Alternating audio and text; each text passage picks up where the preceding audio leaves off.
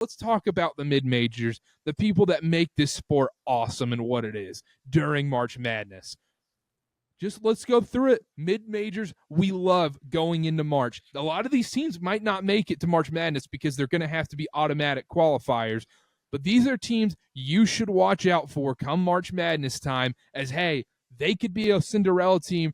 Don't be shocked if they're sitting in the second weekend. Cole, who's your first team you want to let us know about? All right, yeah, let's go. So I think the very obvious candidate here when it comes to a mid-major candidate, one that's gotten a lot of love this season is Drake. And it's interesting too because they replaced their head coach. They go with Ben McCollum, who was coming from Division II. He brought over from Northwest Missouri State. 4 of the starters on Drake are from that team, which is just fascinating to me that he took a bunch of Division II guys, brings them to Division I. They only have 3 losses this season. They've been awesome, and they play a weird style of basketball. They have the slowest pace in college basketball, which is just fascinating. I mean, like, they were somebody that we were all going to mention. So it's like, and they've got wins over Vanderbilt, who's that's a very good team, Vanderbilt, and Kansas State, which they've had some struggles this year, but there's still obviously a lot of talent on that team. It's just they are exactly what you look for when it comes to a mid-major. They play a very specific style of basketball. They're old, and they've played together starting at Division II all the way up to Division I. I don't know. There's just like, that's just they check every box. So I'm sure that we all want to talk about them. I'll let you guys talk a little bit about them. Yeah, no, I also love the point that you brought up, Cole, of them having the slowest pace in college basketball. Of course you like it. You're a Tony Bennett lover, Ben. Of course you like a slow team. You're rooting on the tortoise while everyone's rooting on the hare. They're slower than Virginia this year. Yeah. Really? Well, Virginia this year. They're the slowest. Yeah. No, but that's what I wanted to bring up, though, is I specifically think that is something that worked against Virginia. And you know why? Because Virginia was a 1, 2, 3, 4 seed when it came to these tournaments the last decade or so. I think it makes a major difference when you're the underdog, right? We talk about in football, if you are a major underdog in college football, in the NFL, what are you trying to do? You're trying to keep the ball away from the other team. You're trying to minimize possessions, because the more possessions there are, it's just math, there's more of a possibility that the better team pulls away if there's more possessions. So I love Drake because I think it almost works in their favor that they're so slow, because if they're playing a team that has more talent, which they will be, they'll be playing a team that's more athletic, that has more talent, but they can pull something out by just slowing the pace and minimizing the possessions that the other team has, especially when you have a guy like Bennett Sturts, who's a monster, scoring I think he's averaging 19 points, shooting over 40% from 3. If you have a guy like that go nuclear and score 25 points, right? I see in ESPN's bracketology, Joe Lunardi has him playing Oregon. They could win a game against a 5 or 4 seed playing that style of basketball. I love Drake. They're at the top of my list. I like Drake too. The slow pace teams, I mean, Ben, you know this especially. I'm not a fan of the slow pace teams because I think with the underdogs in March Madness, I agree to your point. I think that is fair because whenever it's 1 versus, 1 or 2 versus 15 or whatever, that 2 seed going against the slow. I agree with your point there. But I like a team that can kind of play at any tempo. And that's the one thing. If Drake goes against a team, the thing is, if Drake dictates how a game goes, Drake feels comfortable that they're going to win that basketball game. And that all resides on point guard play. And I think Drake has that. Another March or mid-major team I like, guys. This is a very biased pick. Very biased pick. The Utah Valley Wolverines and the WAC, baby. We know the WAC.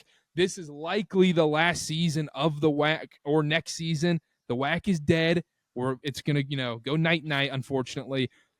Utah Valley is a mid-major team I like, and it's not just because I love the people at Utah Valley. It's because they're actually a pretty freaking good team. And Ben, what's the number one commandment of picking a team in March Madness? Do they have guard play?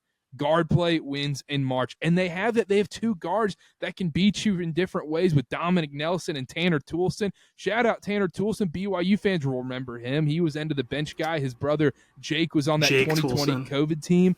He can light it up from three. They have rim protection with a guy in Carter Welling. Todd Phillips has figured it out in year 2 there in Orem, Utah.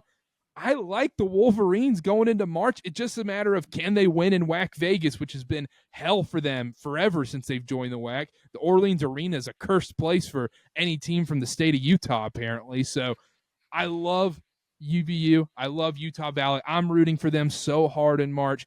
Give me the Wolverines. Come for the big dance. That's a good underrated pick. I wasn't expecting that one because it's like it's easy to look at like a lot of the big names when it comes Grand to the Canyon. especially in their for sure. So Ben, do you want to go with like a team? Yeah, no, I'll go because we're talking about how we've kind of mentioned Drake. I wouldn't say they're a household name amongst the mid majors, but like they kind of established themselves as one the last few years just due to being so good. But one that feels, I just have to mention them. I know it's not the most exciting one. I'm not even sure if they fully count in this, but I love VCU's team this year. Oh yeah, I was going to mention them too. Yeah, it felt a little lame just because, right? When you go to Utah Valley and then you go back to VCU, everyone's like, "Oh, we know VCU." Exactly. But they're kind of a victim of their own success in that regard. But this is a team that kind of stumbled early with losses to Seton Hall, Nevada, back in November, but since then have just been on absolute tear. I'm pretty sure, since the new year has started, they have lost one game. Quick question about VCU. If VCU doesn't win the A10, can they get an at-large bid? Yes. I believe they can. They were very much in the last 4 in, first 4 out section of Lunardi's bracketology pre-beating George Mason, because before George Mason was claiming that automatic bid where VCU was the at-large, and since VCU crushed George Mason, beat him by 16 this past Saturday, it's flipped. Yeah, that one. So they're not showing on there, but I do think they'd make it as an at-large. I think. I would agree with that. Yeah, and they've got because a fact that I had for them was they've got like their 3 guards have literally been playing since the 2020-21 season. So it's like I was gonna say they're senior heavy. Like their top 5 of their top 6 players, I think 4 of them are seniors, one's a junior, and the other's a freshman. Yeah, they're very solid. They've got Jack Clark. If you're looking for names, NC Jack State Clark legend, from Clemson. Yeah, and I get confused. He was at Clemson last year, though, right? Yeah, and he was at NC. Okay, he started his career at NC State. And I just like Ryan Odom. He's a great Max coach. Shulga, Yes, he's at Utah State. Yep, that's the thing. Ryan Odom, shout out, friend of the program. Ryan Odom is a guy who knows he can win in March too. That's another thing. He did the impossible. Mm-hmm. And not only that, it's so funny too, because not only did he do the impossible, it's like they kept that game close against Kansas State. Like that's what gets so lost with like these upsets too. Quickly is like even last year, Oakland took NC State to overtime. And it's like that just gets completely looked over. It's like, they beat Kentucky, but they also had a chance of beating North Carolina. It's just always the funny part about upsets in March. Yeah, it's all about the result, and then we forget about what actually happened in those games. And it's like they were even better than you would even remember. It's like they didn't just pull off an upset; they very well could have won a couple more. So I agree with that VC one. Did you say friend of the program, Karter? Friend of the program, Ryan Odom. So will we get him on once he takes the Virginia job this offseason? I don't have a relationship with the Virginia SIDs over there. Hopefully we can make that happen. We'll have to reach out to Ryan Odom individually then to book that interview. Just slide to his DMs. Yeah, just shoot him a text real quick. But yeah, I love Ryan Odom. I love VCU. They're on that weird line where like, do you get to consider them? But I will say, for the sake of wanting more mid-majors in the tournament, I am rooting for George Mason to win the A10, because I think they're a team that can do damage. They have talent. They're a really good team. But I would like two A10 teams in the tournament. Agreed, and I think that's the recipe for it, because I don't think George Mason's resume is going to get them an at-large. But if they do win their conference, I do think VCU gets in. And I think that's better for college basketball than, like, no offense, but Oklahoma getting in with like a SMU with like a 5-13 SEC record. I know the SEC is historically great, but like I'd rather not. Well, even last year, we got two A10 teams, and both of them ended up winning a game. So that's better just than the Mountain West. Yeah. We don't have Speaking of the Mountain West, okay, they were the media's darlings in college basketball the last few years. Oh yeah, right. We know this. Oh, yeah. That was a whole phenomenon. The whole like Mountain West versus ACC thing. That was like a major. If you're deep in the weeds of college basketball Twitter like we are, we knew that was a big thing last year. Oh, yeah. Am I silly? As everyone has just kind of forgotten about the Mountain West, and I was a Mountain West hater. I'm kind of sneaky buying into those teams again. Is it just because people are off them now and you're like, I want to buy in? A little bit, but I also think both teams have guard play. Like, especially like a team like New Mexico, they're the one I'm going to bring up. Richard Pitino, Donovan Dent, and True Washington, their backcourt there. Those guys are both averaging double figures. Donovan Dent is one of the best point guards in the country, one of the best scoring guards specifically.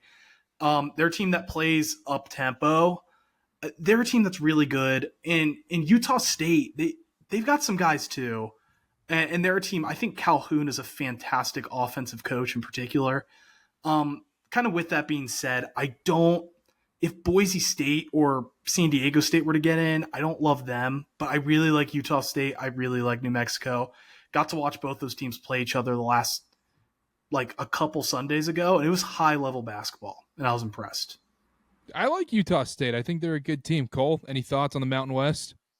Yeah, just those two. I think that it's also tricky with both those two schools specifically, though, because they just have such great like home atmospheres. It's like, does that impact how, like, because over the years, I'm pretty sure Utah State hasn't won an NCAA tournament game despite like consistently always making it. If I'm not mistaken, I think, is that correct? Would that be a correct statement? They've just never. It feels been like they haven't won in 200 years. I'll get stats department on it while you keep talking. Sprinkle didn't. Yeah, go ahead. Now, again, it's just different because I do feel like this year's team is definitely different than like the past years where just specifically having an offensive coach, because they're like a top 15 team on Ken Palm offensively. You got the stat on last that year. They won a game last year. Yeah. With Osibor. Yeah. The second I started talking, I'm like, I felt like they did win a game when I think they were in Indianapolis, if I'm not mistaken. Yeah, because I remember last year, Danny Sprinkle had already gotten announced he's taking the Washington job, and I'm like, I remember because I think I bet against Utah State, and I'm like, oh, these guys, they're done. Like, Danny Sprinkle's clearly moving on. He's going to Washington, whatever. Like, it's done and dusted. And then they went on and won that game. So TCU. Yeah. Historically, though, haven't had a great resume. They went from 18 to 23 without winning an NCAA tournament game. Yeah, it's like they were making it every year, it's just funny. But yeah, that'd be a Mountain West. I'd say that just those two. Now, a team out west that's a great mid-major that is UC San Diego. Okay. I was going to bring them up too. They're a great, like, they're top 40 in the net. They're 35th in Ken Palm. Yeah, what number was that? I'm sorry. 35. Yeah, exactly. So they've been great, and it's crazy too, because it's like literally their first Division I season was the COVID 2020-21 season, and it's like, look at them building a little great program in La Jolla, California, and they've got their best player.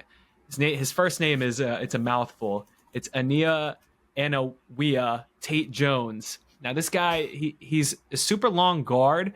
But the cool part about him is that he's from New Zealand, but also he was top 10 a couple days ago. He's not anymore, but he was literally the 10th spot on the Ken Palm Player of the Year award list, which is not an easy thing to get yourself on.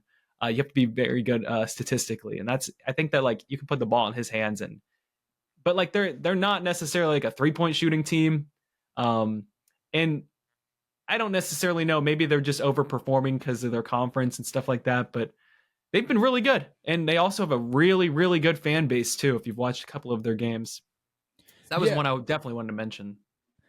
And also with UC San Diego, we need to get our guy Eniwa. We're gonna call him Tate Jones. I can't pronounce it. Oscar Tshiebwe. It took me 7 years to figure out how to pronounce Oscar Tshiebwe. So we need to get our guy Tate Jones at UC San Diego a great nickname, whatever it may be. Maybe it's Anaquan. I don't know, dude. We'll figure it out. But ATJ. ATJ. That's better than an acronym.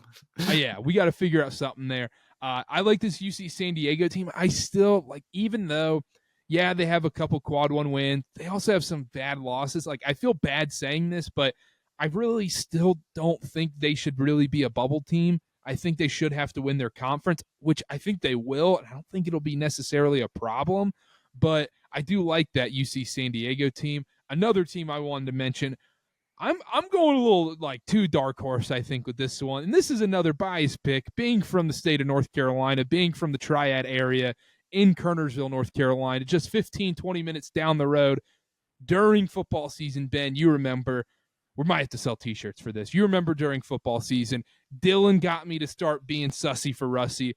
Fellas, I'm getting sussy for Hussey. Alan Huss and the High Point Panthers are a team to watch out for this March. I love what they've got going on at High Point. Look, is it a country club school in a random part of North Carolina? Absolutely, but they've got it going on with their basketball program. Super disappointing they weren't able to win their conference tournament at their home stadium last season. This is the year. This is the year they win their conference tournament. It's going to be at High Point. They're going to win it. I promise they're going to win it. And then you're going to look at this High Point team and go, oh, man, that is a team I do not want to play. If Kentucky's injured going into March, Lamont Butler and Jackson Robinson aren't playing, and they got to go against this High Point team with a guy like Keza Jiffa, all-time March Madness name too in the works. That's a team you don't want to play. And also, some of their stats, man, are just phenomenal. They average 82.2 points per game, 49% from the field, almost 37% from three. So they're almost shooting a ridiculous percentage. And then on top of that, Pythagorean wins. Does anybody know what this actually means? No. Okay. I was looking at the numbers for this team, and they go, High Point ranks first in Pythagorean winning percentage. And I go, all right, well, I'm going to need the definition, because if I don't know it, you don't know it. I'm guessing most of the listeners of this show don't know it, even though some of them are probably smarter than me. But Pythagorean winning percentage is a method that gives an expected winning percentage using the ratio of a team's wins and losses are related to the number of points scored and allowed. I think they're just dominating opponents, it sounds like. So whatever you think, they're number one in Pythagorean wins. So there's that. But there's a lot to like about this High Point team. They're a team I don't want to see if I'm a 4 seed. I'd much rather see some of these other 13, 14 seeds. Yeah, I would agree with that. It's also funny, too. I didn't even realize how just nice High Point's arena is. The place is a palace. I used to go play pickup hoops there, and I mean, they have like ice cream. People just handing you ice cream on campus, just like, here you go. Here. And literally, the president at the game just hands out Kit Kats. I was watching a game like on a Friday night once, and the dude's just handing out Kit Kats. And then I posted about it. People are like, he always does that. I'm like, who is this guy? I want to meet him. It is a very wealthy school. It is very expensive. But I love that they're investing in their basketball program and trying to build that up. You know, Tubby Smith was there just a couple years ago. And so, Cole, I need you to get on the train. Are you sussy for Hussey with me? Dude, I'm hopping on. I was on that Huss bus at the start of the season. Absolutely. That is absolutely. I could not agree more, especially like an offensive team. It's like, you know that Rick and Morty like meme where it's like, you son of a bitch, I'm in. That's me with High Point right now. Yep, exactly. You convinced me, especially when you started using the stats that made no sense to me, but like made me feel smart. Like, I'm going to throw that around. Like, people are going to ask me, what upset pick do you like? I'm going to be like, I like High Point over Kentucky because they are number one in Pythagorean wins. And then they're going to be like, what does that mean? And then I'm going to leave them on red. And you're just gonna be like, I barely got through high school math. I don't know. Yeah, it's like I'm done just spitting out. They're top 20 on Ken Palm offensive efficiency. It's like I'm gonna start throwing out the Pythagorean offensive efficiency. Me trying to explain to the like Kamala Harris. It's like prices have gone up. Exactly. Anybody else have a mid-major they like? I've got one more if you guys don't, but keep it rolling if you have one. Yeah, I mean Yale. That's another one. That was my next one. Ben, Yeah. I can't believe that's not how you led the show, because if you haven't watched Yale, do whatever you're doing. Stop this show, go to YouTube or go to ESPN Plus at like 3 p.m. Mountain Time and watch some Ivy League basketball. I love the way this Yale team plays. Yeah, exactly. And it's just funny, too, because they lost two of their guys, obviously Danny Wolf. And Mahoney. And there they are, still with the nation's longest winning streak. And it's just funny, too, because James Jones, their coach, has literally been there since the year 2000. Believe that? 2000. And yet he just doesn't get anywhere. I'm glad they had that win last year. Like, because I felt like he kind of had earned. I don't think Yale had won in the tournament for a very long time. And, you get your Princeton that pulls off an upset. It's just, here they are yet again. Yeah, and I think their best player this year, if I'm remembering correctly, is their best player this year that like lefty Greek guy. Is he Greek? Oh yeah. Yeah, I recognize it because I was like, that sounds Greek or something like European of some sort. And I know he was the one who popped off because if you remember, like Danny Wolf was the headliner of that team last year, and he was okay in that tournament game against Auburn, but like he wasn't really the reason they won. It was because of this cat. It was Polaitikidis and it was Mahoney and it was Bang Bang's defense. He put KD Johnson in a blender. Bang Bang. Is Bang Bang still there? Bang Bang is still there. Yes. They got the two-man trio. I mean, it's them, Nick Towson. I was watching some Yale games, fellas. This team, good. Look. Didn't you pick them in your bracket last year? Was that right? I did. Dude, it was one of the worst weeks of my life dude. I'm only nice things about Auburn from now on because holy crap, man. It was pretty wild. It was like you've seen the clips of our guy Dylan saying Michigan stuff and whatnot. It might have been Auburn fans might have been worse towards Ben before that Yale game happened. Oh, and what a victory lap I got to take. Well, the best part about picking is I really had no basis for it other than I think KD Johnson sucks. That was basically my reasoning. I mean, that's where it's like this team is very different from last year's Auburn team. It's like I can understand where you have that opinion, because last year's team was very chaotic and like it's different. It's different now. Even 2 years ago when they had Jabari Smith, right? This isn't. We're not. I don't want to get too far in Auburn, sure, but the KD Johnson, like Wendell Green and stuff. It was just like you couldn't trust the guards. Now you do. Yeah. But Yale's good. That's a good one because I was curious your guys' thoughts on Yale. Yeah, and the other thing about Yale is, look, I'm telling you, when you go watch them, you're gonna think the same things I do. You're gonna think all the stereotypes, fellas. You just are. They're smart. They're crafty. They're gym rats. Fundamentals. They can shoot the ball, space the floor really well. They pass. They play together basketball. It's a James Jones-led team, like you said, Cole. I love this Yale team. I love the mix of having elite shot making where we've seen Polaitikidis. He did it last year against Auburn, making ridiculous shots. And then you have Bang Bang. Look, Bang Bang is he can be one of the best on-ball guards in college basketball, averaging almost 6 assists a game right now. I love Yale. So that was my last one I had. I had a couple others I was going to touch on, like Jacksonville State, just because they have the Jerome Pierre is the second leading scorer in the nation at this point, but I think he's exciting. He's fun to watch, but I don't know how much I like things around it. I think that could fall apart if they just double team him, basically. But any other mid majors we like? Who was that? Who did you just say? You Jacksonville don't like State. it? Okay, got it. Any others? Ben, you got one? No, those are the ones I wanted to touch on.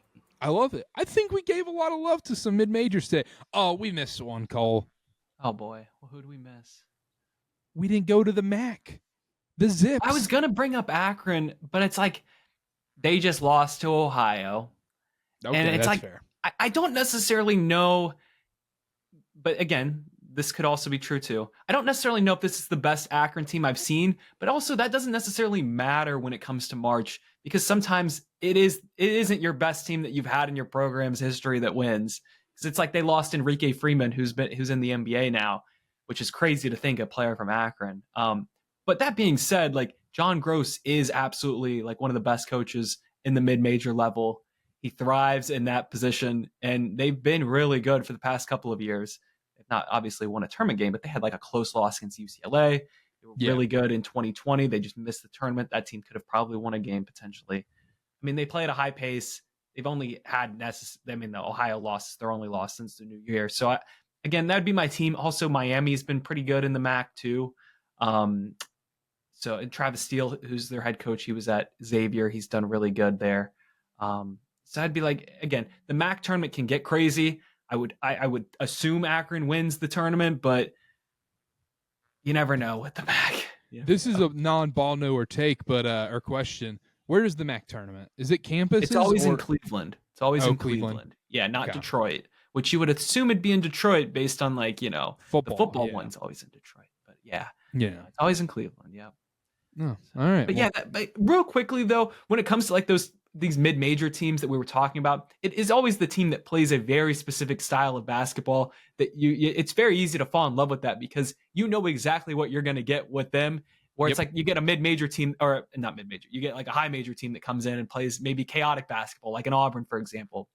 And it takes a Yale team that just consistently plays the exact same way every single night. And it's like, that's where you get your upset. You get the magic. That's where it's like, I love a team like Yale. I love a team like Drake, because it's like, you know exactly what you're getting with them. So. And because you're not going to, Yale isn't going to beat Auburn by trying to out Auburn. Exactly. Yeah. They don't have the guys for it. So it's like, you just have to like have like a specific style, a specific brand, and be like, we're going to do this, and we're going to remain steady no matter what the other team's doing. And then once that other team gets down by 6 at the under 8 timeout, they're going to be in the huddle freaking out. Exactly. Yep. Bingo. You know? Bingo. 100%.